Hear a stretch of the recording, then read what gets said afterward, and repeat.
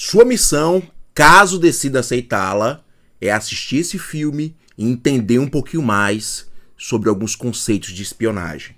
Mas caso, no meio dessa missão, você seja pego, o secretário vai negar qualquer envolvimento com você. Você não existe. Bem, essa frase vem de muito tempo atrás e deu origem aos filmes de Missão Impossível. E agora nessa semana estreou Missão Impossível 7, O Acerto de Contas, parte 1. Esse filme é estrelado pelo grande Tom Cruise, que interpreta o Ethan Hunt. E essa franquia já tem 27 anos. Começou lá em 1996. Então já tem um tempo bom. E é uma franquia muito conhecida, é uma franquia muito interessante. O Tom Cruise, no auge dos seus 61 anos, já é conhecido por sempre em cada um desses filmes fazer coisas incríveis. Então ele sempre tem uma cena que vai ser aquela cena que vai chamar a atenção, que é uma cena caríssima. Com certeza dá muito dinheiro. Tem uma bilheteria incrível que todo mundo vai assistir. Nesse novo filme vai ter Roberta Ferguson, vai ter toda aquela equipe, o Simon Pegg, Ving Rhames. Então, aquele pessoal que tá sempre acompanhando ele. Como sempre, tem aquela reviravolta, aquelas intrigas, aquelas cenas incríveis de ação. Mas, uma coisa que é muito frequente nos filmes, principalmente, né? Nos filmes de espionagem, é o momento que o espião é pego. E ali ele vai ser torturado, que chega um doutor lá. O doutor da tortura, né? Que o espião já fica tenso. E o doutor começa a preparar um kitzinho que sai uma medicação. O pessoal chama de quê? Soro da verdade. Quando injetar esse soro, vai fazer com que o espião conte tudo. Isso é muito frequente no cinema, isso é muito frequente na ficção. No filme de Harry Potter, por exemplo, existe um soro lá que se chama o Veritaserum. Esse soro que poderia entregar todos os segredos.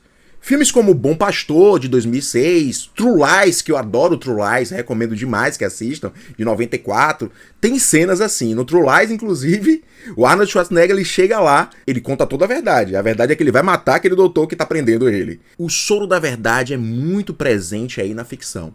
Mas e aí entra um questionamento. Será que esse soro da verdade é real?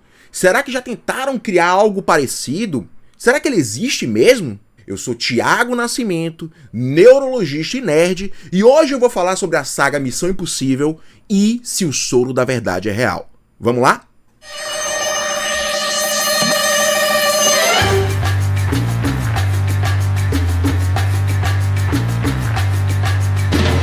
Missão Impossível surgiu na TV.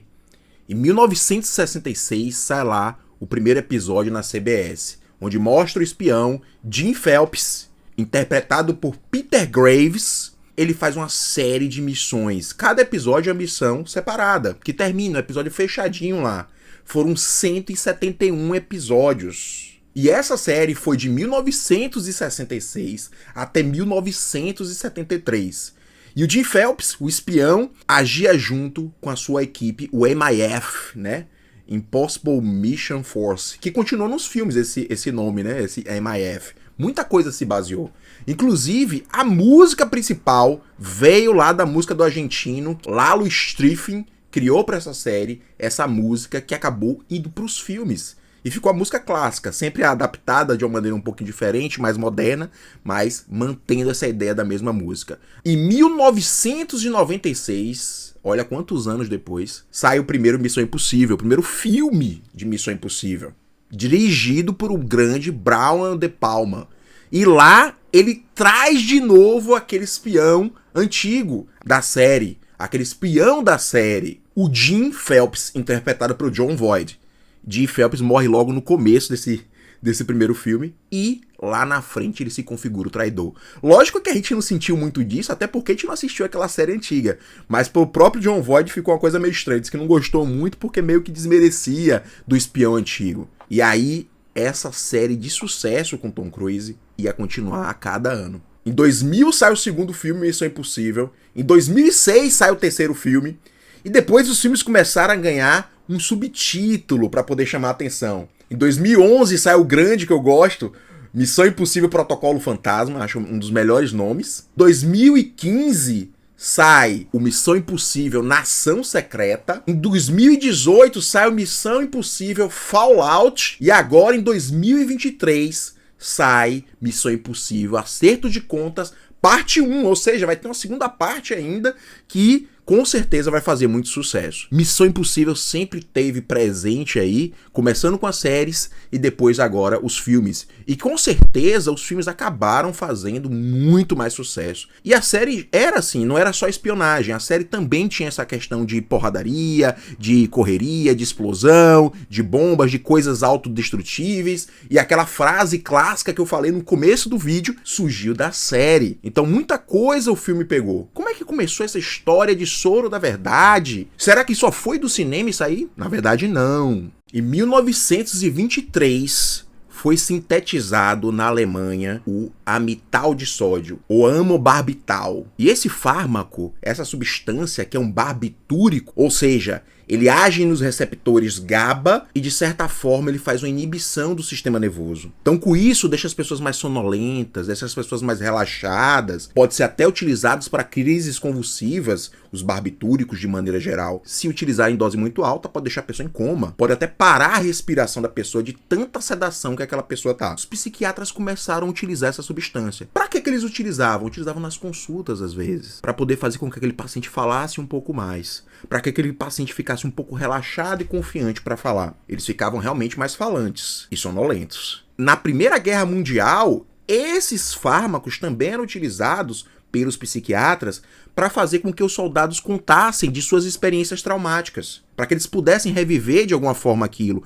eles ficassem mais calmos e pudessem falar. Será que aquilo que ele falava era verdade? Já em 1936, criado por Ernest e Donna Lee lá no Ohio, surgiu o pentotal de sódio, ou tiopental. Tinha sido feito para sanar a dor, para poder aliviar a dor dos pacientes. Porém, eles percebiam que não aliviava a dor, deixava os pacientes um pouco mais falantes. E, em doses muito altas, levavam aqueles pacientes ao coma. E aí, nesse coma que realmente a dor estava, de certa forma, aliviada. A dose mais leve deixava aquele paciente mais relaxado. Começava-se a falar muita coisa. E foi aí que eles pensaram, será que essa medicação eu posso utilizar para as questões de crime? Para uma pessoa confessar um crime, para poder fazer um interrogatório naquela pessoa? E aí começou a se usar nesse sentido. Só que falar a verdade não é algo que é só apertar um botão. Então muitas vezes as pessoas se transformavam em mais falantes e falavam coisas que não tinha muito sentido para aquela pergunta. Realmente era um soro, mas era um soro da tagarelice. Chegou a ser utilizado também o tiopental na Segunda Guerra Mundial, também para ver essas experiências traumáticas dos soldados que viviam aquele momento de guerra, aqueles traumas todos, para eles poderem falar um pouquinho mais,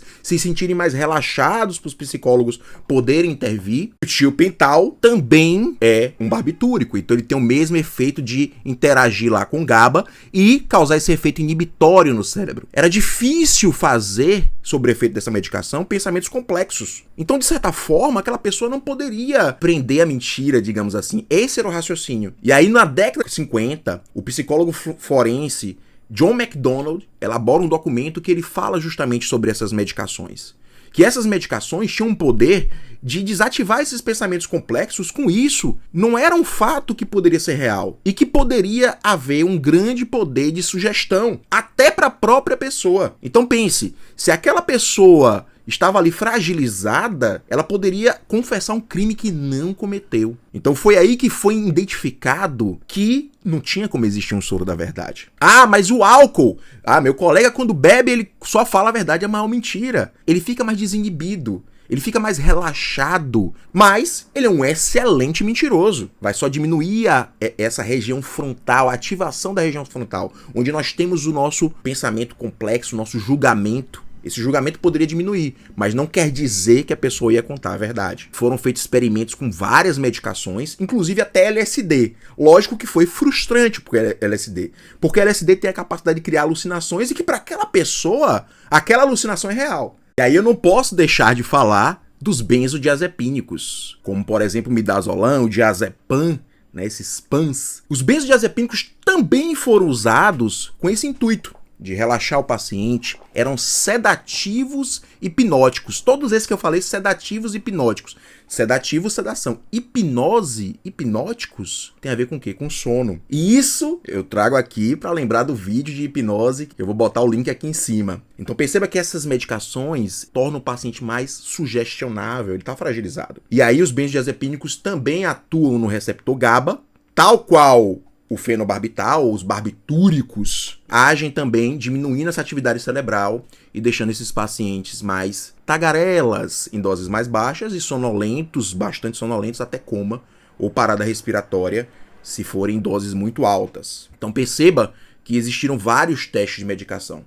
Mas tem uma medicação bem interessante que é muito mais antiga de todas essas que eu falei. É a escopolamina ou iosina, que é hoje uma substância que a gente usa tranquilamente, porque geralmente são doses mais baixas e ela serve para quê?